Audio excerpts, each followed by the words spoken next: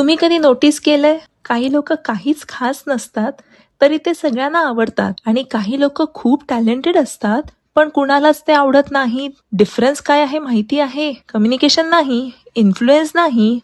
आज मी तुम्हाला अशी एक सिक्रेट स्ट्रॅटेजी सांगणार आहे ज्यामुळे लोक तुम्हाला इग्नोर करणार नाहीत, तर ते रिस्पेक्ट करतील, ऐकतील आणि तुमच्याकडे अट्रॅक्ट होतील. ही सगळी शिकवण आहे जगातील सर्वात फेमस बुक मधून, how to win friends and influence people by Dale Carnegie.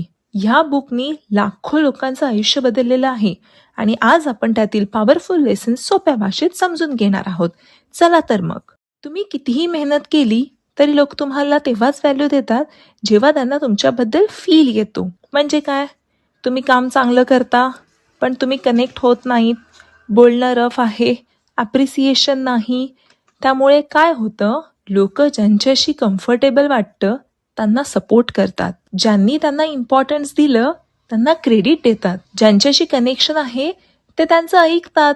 म्हणूनच फक्त काम करणं पुरेसं नाही, लोकांशी कनेक्ट होणं इक्वली इम्पॉर्टंट आहे. आता जो पहिला आपण कन्सेप्ट पाहणार आहोत तो कन्सेप्ट आहे हाऊ टू विन फ्रेंड्स आणि इन्फ्लुएन्स पीपल मधून खूप पॉवरफुल कन्सेप्ट. क्रिटिसिझम का युजलेस आहे? कारण जेव्हा तुम्ही कोणाला थेट चुकीचं म्हणता त्यांचा इगो हर्ट होतो आणि ते लगेच डिफेन्सिव्ह मोडमध्ये जातात. मग काय होतं, ते तुमचं ऐकत नाहीत, ते आर्ग्यू करतात, ते स्वतःला जस्टिफाय करतात, म्हणजे बदल होत नाही.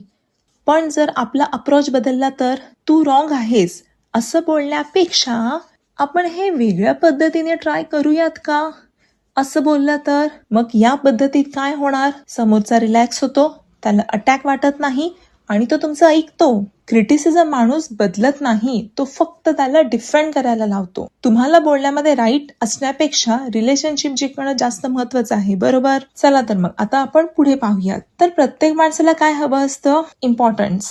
मी इम्पॉर्टंट आहे अशी फिलिंग. पण आपण काय करतो? चांगलं काम इग्नोर करतो, फक्त चुका दिसतात, ॲप्रिसिएशन करत नाही. आणि त्यामुळे काय होतं, समोरच्याला अंडरव्हॅल्यूड वाटतं, मोटिवेशन कमी होतं आणि यामुळे होतं रिलेशनशिप वीक होतं. पण जर तुम्ही जेन्युअनली ॲप्रिसिएशन दिलं तर समोरचा खुश होतो, तो जास्त एफर्ट टाकतो, तुमच्याशी इझिली कनेक्ट होतो. फॉर एक्झाम्पल, जर आपण असं बोललो, छान काम केलंस, साधा शब्द आहे पण अजून इम्पॅक्ट देतो, सिम्पल आहे. लोकांना पैशांपेक्षा ॲप्रिसिएशन जास्त मोटिवेट करतं. फेक प्रेज नाही, पण मनापासून केलेलं ॲप्रिसिएशन लोकांना तुमच्याकडे अट्रॅक्ट करतं. आता पुढे जो कन्सेप्ट आपण पाहणार आहोत तो या पुस्तकामधला खूप प्रॅक्टिकल कन्सेप्ट आहे. रियालिटी काय आहे?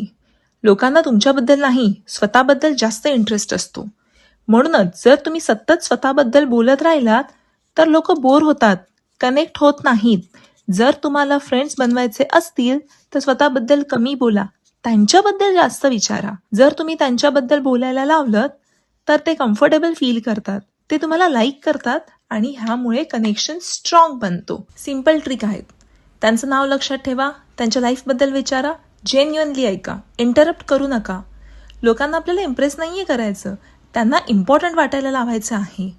जितकं तुम्ही लोकांमध्ये इंटरेस्ट घ्याल तितके लोक तुमच्यात इंटरेस्ट घेतील. तुम्ही 2 महिने लोकांमध्ये इंटरेस्ट घेतलात तर तुम्हाला 2 वर्षांपेक्षा जास्त फ्रेंड्स मिळतील. चला आता आपण पुढचा कन्सेप्ट पाहूयात.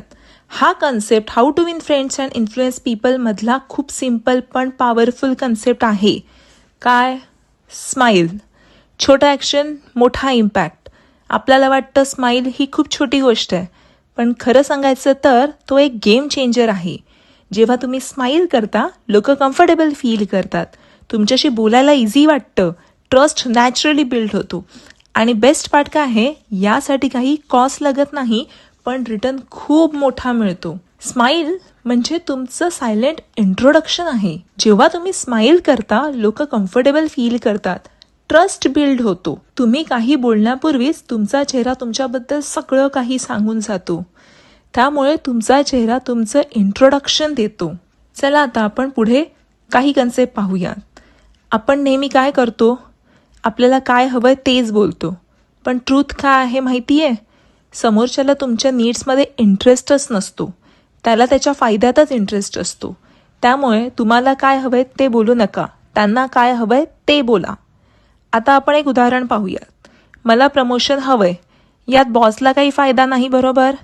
पण जर तुम्ही म्हणालात मी कंपनीला जास्त ग्रोथ देऊ शकतो, तेव्हा तो तुमचं लगेच ऐकतो.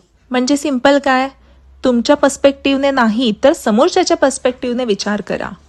लोक तुमचं ऐकतात जेव्हा त्यांना त्यात स्वतःचा फायदा दिसतो तेव्हाच. इन्फ्लुएन्स म्हणजे फोर्स नाही, दुसऱ्यांच्या नजरेतून विचार करून बोलणं एवढंच आहे. या बुकने एकच शिकवलं, लोकांची जिंकायचं असेल तर त्यांना समजून घ्या, रिस्पेक्ट हवा असेल तर आधी रिस्पेक्ट द्या, इन्फ्लुएन्स करायचं असेल तर त्यांच्यासारखा विचार करा. आजपासून हे जर 5 रूल्स फॉलो केले तर बघा तुमचं पर्सनॅलिटी कसं बदललेलं असेल. तुम्हाला खरंच पॉवरफुल बनायचं असेल तर आजपासून एक चॅलेंज घ्या. आज एका व्यक्तीला क्रिटिसाइज करण्याऐवजी ॲप्रिशिएट करा. एका व्यक्तीशी जेन्युअनली इंटरेस्टने बोला आणि कमेंटमध्ये लिहा, I will influence not impressed. असे लाईफ बदलणारे बुक समरीज पाहण्यासाठी सारसंग्रह या यूट्यूब चॅनेलला सबस्क्राईब करा.